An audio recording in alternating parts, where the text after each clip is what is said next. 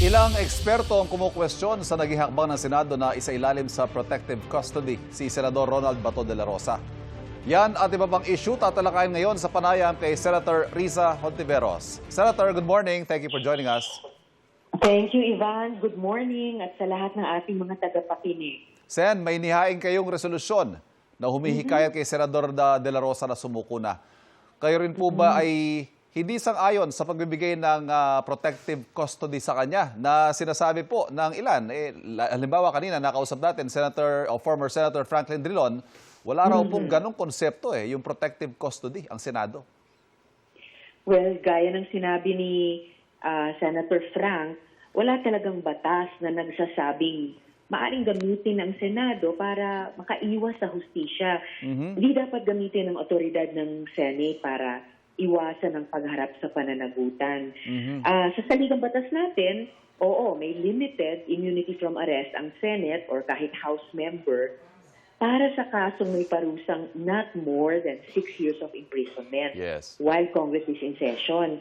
And well, unfortunately para sa kaniya, hindi pasok dyan ang kaso ni Senator De La Rosa dahil yun na nga po ay facing crimes against humanity na yung penalty doon ay not exceeding 30 years imprisonment sa ilalim po ng Rome Statute. And bagamat may tradisyon talaga sa Senado na ng di pag-aresto sa senador sa loob ng Senate premises, well, history shows hindi pinigilan at nirespeto ng Senado ang judicial processes sa kaso ni na dating Senator ngayon Rep. Laila de Lima at pati ni dating Senator Sonny Trillanes, pati nga sa kaso ni dating Senator Juan Ponce Enrile. Ang sabi po ni Senator Bato, nakausap namin kanina, 5 lang daw kayo na nasa resolusyon. 5 out of 24. Ano ho masasabi nyo rito? Well, ang bawat resolution naman ay pwedeng ihain ng kahit isa lamang or kahit lahat namin. So, isa nga po ako sa pumirma sa draft resolution ni Senator Tito Pangilinan na nanawagan kay Senator De La Rosa na voluntaryong sumurrender at makipagtulungan na sa otoridad ukol sa kanyang arrest warrant. Hindi na kasi dapat maulit din, Ivan, no? Yung karahasan, di ba, kaguluhan, standoff sa pagitan ng law enforcement at security personnel.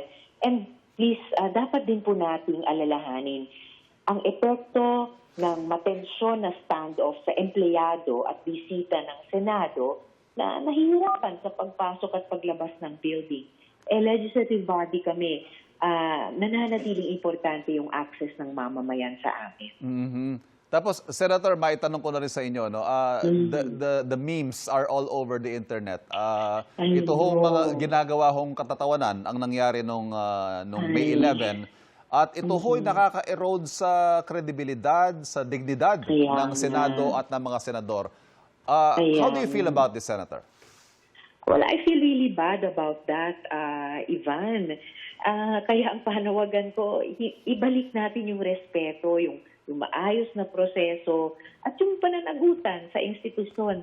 Hindi talaga maganda yung nangyari Apektado lahat, mapa-majority man, mapa-minority, yung mga empleyado namin sa Senate, and higit sa lahat, yung trabaho namin para sa mamamayang Pilipino. Hindi na po dapat umabot sa ganyan. May krisis na nga no? Marami ang hirap sa bayarin ng langis, kuryente, ibang bilihin. Kaya ilaan natin ang oras at lakas sa gawaing pakikinabangan ng taong bayan. Yun din po ang panawagan ko sa bagong liderato ng Senado. Kailangan protektahan namin ang dignidad at reputasyon ng Senado. Huwag nating hayaan kailanman ma-misuse yung aming kapangyarihan at mga tradisyon. We can disagree with each other. Pwede namin hamunin ang isa't isa sa mga debate. At yung mga debate yun ay napaka-welcome. Pero lahat ito dapat ginagawa sa tamang paraan. Sa ibang issue, Senator Riza, ngayong may pagbabago po sa liderato ng Senado, gaano kayo kakampante sa magiging takbo ng impeachment trial kay Vice President Sara Duterte? At may nakikita ba kayong mga possibilities na baka hindi matuloy ang trial? Dapat walang ganung possibility, no? Ivan, 0%. Kasi klaro ang konstitusyon. Simpleng tungkulin namin. Kung may i-transmit sa amin anumang complaint, ay yun na nga, forthwith pa ang sinasabi, gawin namin ang aming tungkulin. At yun po, kahit sino pang liderato ng Senado, no, dapat tuparin ang tungkulin bilang senator judges na dinigin anumang kaso ng impeachment. So, once matransmit ang anumang articles of impeachment, sabi sa Constitution, dapat di lang simulan, kundi gawin ng kompleto ang impeachment trial ayon sa utos niyang Constitution. And sinabi din ni bagong Senate President na sabi niya walang kinalaman ang coup sa impeachment ng Vice President. So, dapat talaga walang delay o biglang balakid sa pagsasagawa ng impeachment trial. So you will hold him to that statement? Oh, hindi lang ako, hindi lang kaming lahat, Aha. ang mamamayang Pilipino, ang Constitution mismo will hold him and any leadership to account. Senator Risa Hontiveros, ma'am, maraming salamat. Magandang umaga po sa inyo. Maraming salamat din, Ivan. Magandang umaga. Ingat po.